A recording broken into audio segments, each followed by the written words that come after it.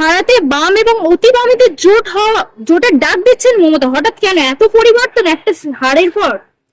দেখুন, মমতা ব্যানার্জি সত্যি এটা শুনে অত্যন্ত আমাদের মতো লোকেরা অত্যন্ত আশ্চর্যজনিত হয়ে গেছে। কেননা আজকে সেই খেলাই করলে বিড়াল যেমন গাছের চাপে, সেরকম ব্যাপার।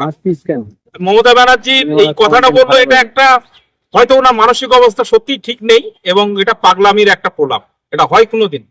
আজকে উনি যদি সত্যি বিজেপির কে এই রাজ্যে যদি না আনার যদি ওনার চিন্তা ভাবনা থাকতো, তাহলে প্রথমত উনি বিজেপির সঙ্গে কোনোদিনই জোট করতেন না, রেলওয়ে মিনিস্টার ছিলেন। এই বিজেপিকে পশ্চিমবঙ্গে এনেছে মমতা ব্যানার্জি, পরবর্তীকালে নিজের স্বার্থ কায়েম করবার জন্য নিজের কোম্পানি, নিজের রাজত্ব ও একা থাকবে, একা করবে সবকিছু, কাউকে নেবে না। তারপরে বিজেপিকে আবার বিজেপি থেকে সরে গেল, আবার বিজেপিকে সরাতে হবে, এই সব ব্যাপারে এটা দ্বিচারিতা। বিজেপিকে আনার মূলই হচ্ছে না এই মমতা ব্যানার্জি। মতুয়াদের ঠাকুরের নাম বিকৃত করেছিলেন মমতা বন্দ্যোপাধ্যায়, বিতর্কিত অভিযোগ অশোক কীর্তনিয়ার, কি বলবেন? দেখুন, মতুয়াদা যারা, এরা একটা ধর্মপান, একটা যে গুরুকুল মানে যে ঠাকুর ওখানকার যে বনগার, এরা একটা বিরাট একটা আবেগ এদের মধ্যে রয়েছে। এদের ওনাকে অত্যন্ত মানে শ্রদ্ধা করে। তাকে নিয়ে শুধু মমতা ব্যানার্জি ওটা নয়, মতুয়াদের নয়, বিভিন্ন যখন যা মনে এসেছে, ইসলামকে খাটো করেছে, কোরআনের অবমাননা করেছে, মুসলিমদেরকে দুধের গাই বলেছে এবং হিন্দু সম্প্রদায়কেও বিভিন্নভাবে আঘাত করেছে। এটা একটা অত্যন্ত, যার জন্য এই পরিণামটা হয়েছে। মানুষ ওনাকে আজকে পরিত্যাগ করেছে, ওনাকে মানে মুছে দিয়েছে, একদম ওনাকে এখান থেকে বিতাড়নের ব্যবস্থা করে দিয়েছে। 49 বছর পর ডবল ইঞ্জিন সরকার এলো এবং বাংলা এলো, কি বলবেন কতটা হাল ফেরাতে পারবে বাংলা, যেহেতু সিপিএম এবং তারপর তৃণমূল ছিল?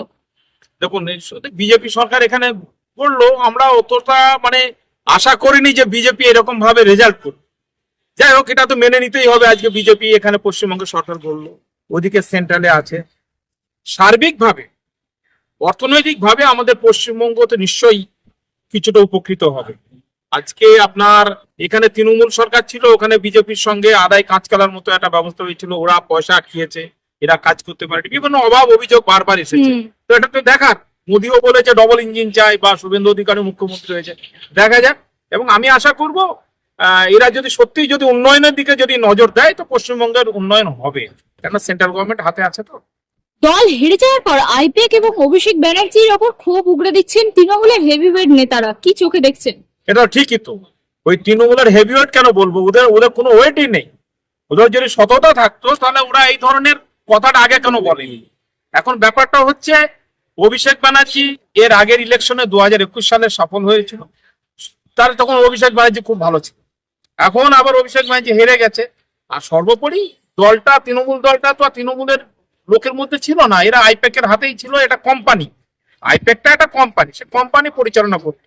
আর যারা এসে হেভিওয়েট বলছেন, এরা ছিল কর্মচারী, এদের কোনো কোনো দু পয়সা মূল্য নেই। এখন হেরে গেছে, পিঠ বাঁচাবার দায়ে এই সমস্ত কথাগুলো বলছে, ওরাও দায়ী। লোকসভা ভোটে পূর্ণ সমর্থন জানাবে বিজেপিকে হুমায়ুন কবিরের দল, অর্থাৎ এজিইউপি, কি বলবেন? দেখুন, হুমায়ুন কবিরের মূল দলটাই হচ্ছে মুসলিম একটা ভাবাবেগকে কাজে লাগে। হুমায়ুন কবির যদি এই ধরনের কথা বলে, সেটা তার দলের ব্যাপার, এজিইউপি দলের ব্যাপার। সেটা আমি অন্তত এই কথাটা আশা করি না যে বিজেপিকে সে পূর্ণ সমর্থন দেবে আর মুসলিমরা হুমায়ুন কবিরকে আবার তোয়াজ করবে বা তাকে সেরকম সুবিধা পাইয়ে দেবে, এটা হয়তো ঠিক নয়।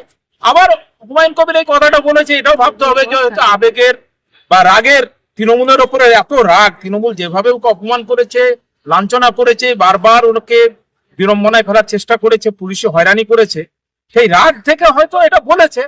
তবে এটা হুমায়ুন কবির যদি এই কথা বলে, তাহলে আমি এটা ঠিক নয়। আর আমরা বিরোধী দলনেত্রী হিসেবে এর আগেও দেখেছিলাম মমতা ব্যানার্জিকে এবং খুব ভালোভাবে দেখেছিলাম তখনকার টাইমে, কিন্তু এখন বিরোধী দলনেতা হিসেবে তৃণমূল বসাচ্ছে শোভনদেব চট্টোপাধ্যায়কে। মমতা ব্যানার্জির কি এরকম, মানে মমতা ব্যানার্জির মধ্যে কি শোভনদেব চট্টোপাধ্যায় উঠে আসবেন? কি মনে হয়? শোভনদেব চট্টোপাধ্যায়ের যে কথাবার্তা বা চলাফেরা, উনি আনফিট, আর মমতা ব্যানার্জি তো মেন্টালি আনফিট হয়ে গেছে। তো সেই ধরনের একটা ব্যাপার নিয়ে দলটা থাকবে না। আমার যে মনে হয় আগামী কিছুদিনের মধ্যে যে কটা এমএলএ জিতেছে, তার মধ্যে হয়তো বেশিরভাগ এমএলএরা বিজেপিতে নাম লিখিয়ে দেবে, আর দলটা অস্তিত্ব সংকটে পড়বে, বিরোধী দলের তকমাটাও হয়তো চলে যাবে। এটা সাময়িক ব্যাপার, মানে কি বলবো আর। খারাপ চোখে লাগছে তৃণমূলের চোখে কথা। ঠুলি বেঁধে থেকো না, কান দিয়ে দেখুন। অভিষেককে নিয়ে মমতা ব্যানার্জির ধৃতরাষ্ট্র সম্বোধন, ফিরহাদ হাকিম কন্যার কি বলবেন? দেখুন এরা এরা তো স্বার্থান্বেষী, স্বার্থের জন্য আজকে এই অবস্থায় তারা যখন দলের বলছে, নিজেকে সৈনিক বলছে, তো সেই সময় দল যখন ভরাডুবির অবস্থায় চলে গেছে তখন এদের এই ধরনের মন্তব্য করা উচিত নয়। আজকে দল যখন আজ কঠিন সময়ের মধ্যে দিয়ে যাচ্ছে, সেই সময় ফিরহাদ হাকিমের কন্যা বা ফিরহাদ হাকিম বা অন্যান্য যারা সুবিধাটা নিয়েছে, মেন সুবিধাটা, তারা এই ধরনের মানে তাদেরকে বলবো স্বার্থপরতার একটা কথাবার্তা, এটা ঠিক বলেনি ওরা। কোশ্চেনটা করো, ওই কোশ্চেনটা আনিসেরটা করো। শুনলাম হ্যাঁ নতুন আইনমন্ত্রী হতে চলেছে কৌস্তব বাগচি। এই জায়গায় দাঁড়িয়ে কালকে আর বাংলা একটা চ্যানেলে দেখলাম অভয়ের মা বলছে তিনি ন্যায় বিচার পাবে, এবং মুখ্যমন্ত্রী বলছে সবার প্রথমে অভয়ের বিচারটা হোক। তাহলে আনিস খান বা আবু সিদ্দিক তার বাড়ি থেকে তুলে এনে পিটিয়ে হত্যা করলো ঢোলা থানা, বা আরিয়ান বিশ্বাসকে প্রকাশ্য খুন হলো, বা বিশ্বজিৎ মুন্ডাকে প্রকাশ্যই উত্তর চব্বিশ পরগনা মানিকপুর স্টেশনের পাশে পিটিয়ে হত্যা হলো, এইগুলো বিচার হবে নাকি? বলবেন আপনি আইনজীবী হিসেবে।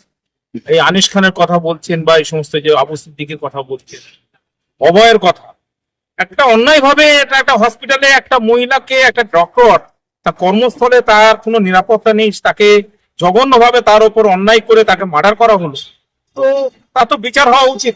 এবং যে বিচারটা প্রথম থেকেই এভিডেন্স গুলো যেভাবে ধামাচাপা দিয়ে মানে বিচারটা যাতে না পাই সঠিক, তার ব্যবস্থা হয়েছিল, তার তো কমিশন হওয়া উচিত সন্দেশখালীর ক্ষেত্রেও। সেক্ষেত্রে সঙ্গে সঙ্গে আমি বলবো ঠিক সেম পর্যায়ে আনিস খানের বিচার হওয়া উচিত।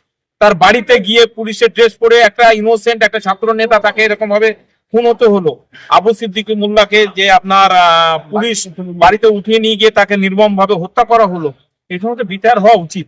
আর এইগুলো হলে এই সরকারের প্রতি যে মানুষ কিছু সেকশন, বিশেষ করে মাইনরিটি সেকশন অত্যন্ত মানে একটা কিছু বিরাট একটা ভাবছে যে কি হবে কি হবে।